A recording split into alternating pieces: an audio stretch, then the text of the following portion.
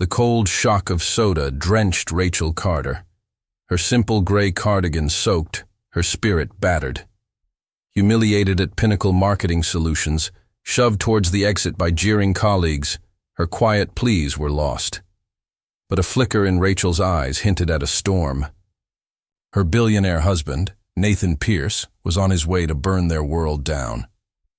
That Friday, Pinnacle's Chicago office erupted. Jessica Hayes, a venomous account manager, hurled coke at Rachel. "Thought you needed a bath, trailer trash," she screeched as Mark Reynolds kicked Rachel's chair. Lauren Kim filmed, shouting, "Bye to your dignity, loser." Rachel's stunning face flushed, but a secret strength simmered. To colleagues, she was an outsider in their high-stakes world. The bullying began insidiously. Jessica Hayes, with her Gucci handbags, had leaned over Rachel's desk. "Nice sweater, Rach.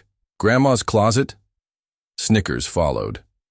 Rachel, preferring comfort over flash, focused on her data analysis, ignoring them.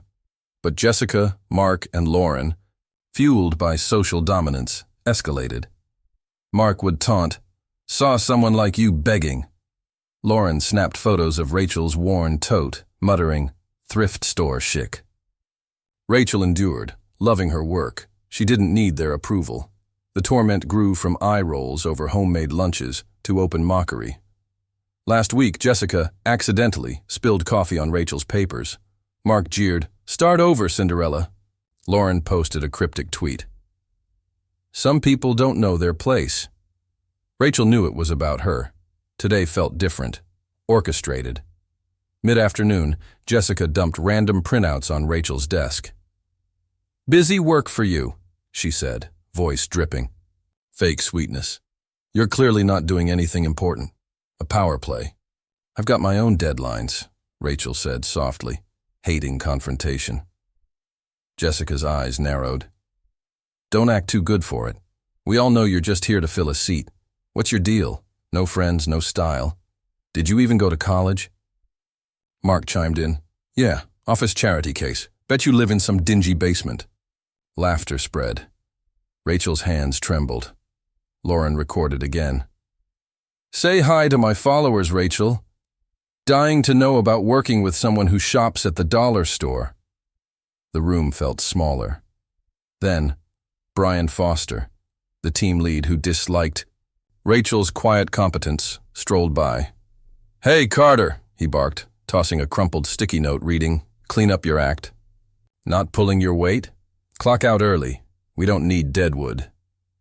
Others erupted in laughter. Rachel stood. "I'll finish my work," she whispered. "I always do." Grabbing her bag, she headed for the break room. "Yeah, go cry somewhere else, princess," Mark called. In the break room, hands shaking, she scrolled to Nate. Nathan Pierce, her husband of 3 years, head of Pierce Enterprises and chairman of Pinnacle's parent company. She'd kept their marriage secret, wanting to earn her place. They'd met in college, before his empire. He respected her choice. Now, she needed his strength. He picked up instantly. "Rach, you okay?" His voice, deep and warm, was a lifeline. "Not really," she admitted, throat tight. "They're awful, Nate. I don't know how much more I can take." "Where are you?" His tone hardened. "At the office. Pinnacle." "I'm 10 minutes away. Don't move." He hung up before she could protest. Rachel returned to her desk. Jessica sneered. "Back already?" Mark and Lauren smirked. Brian watched from his office. 9 minutes later, the elevator dinged.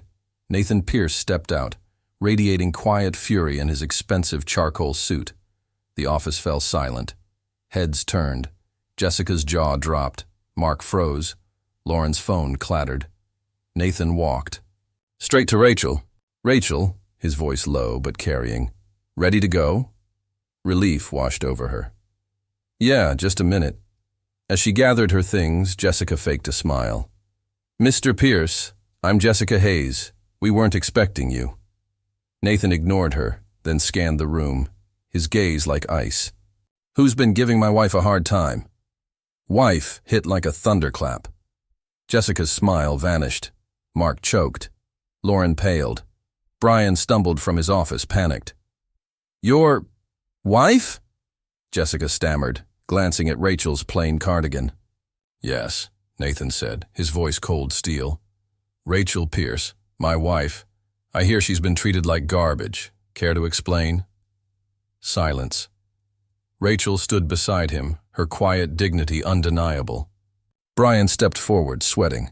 Mr. Pierce, a misunderstanding. Rachel's a valued team member. Valued? Nathan cut him off. Mocked, insulted, drenched in soda, buried in busy work? That sound like value, Foster? Jessica stammered. We didn't know. She never said. Does she have to? Nathan snapped. She's here to work, not flaunt our marriage. You judged her because she doesn't wear designer clothes. That cruelty is on you. Mark and Lauren stayed silent, their bravado gone. Nathan turned to Rachel. Want to stay here or are we done? She met his gaze, her voice soft but firm. I'm done. Good. He faced the room again, his expression implacable. Jessica Hayes, Mark Reynolds, Lauren Kim, Brian Foster. You're fired. Effective immediately. Security's on their way. And don't bother applying anywhere else in this city.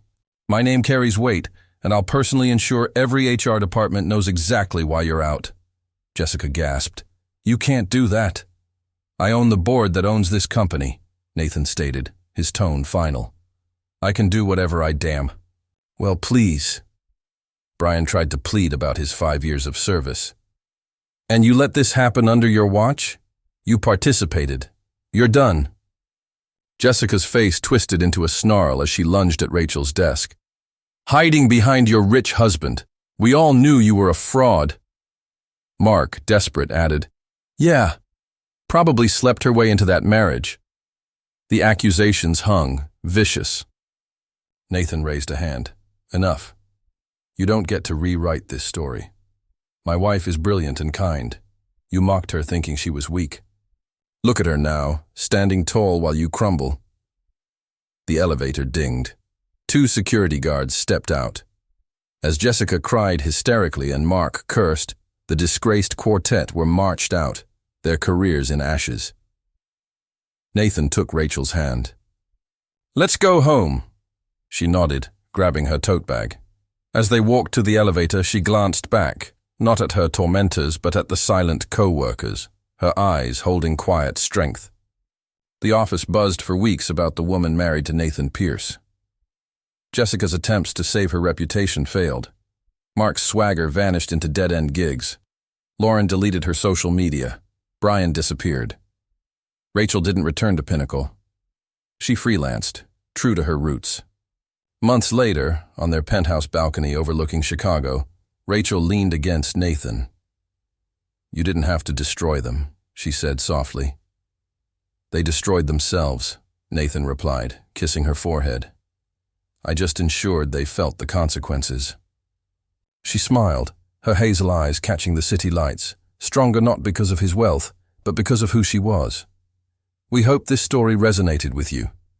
Explore more on our channel, Fable Crypt.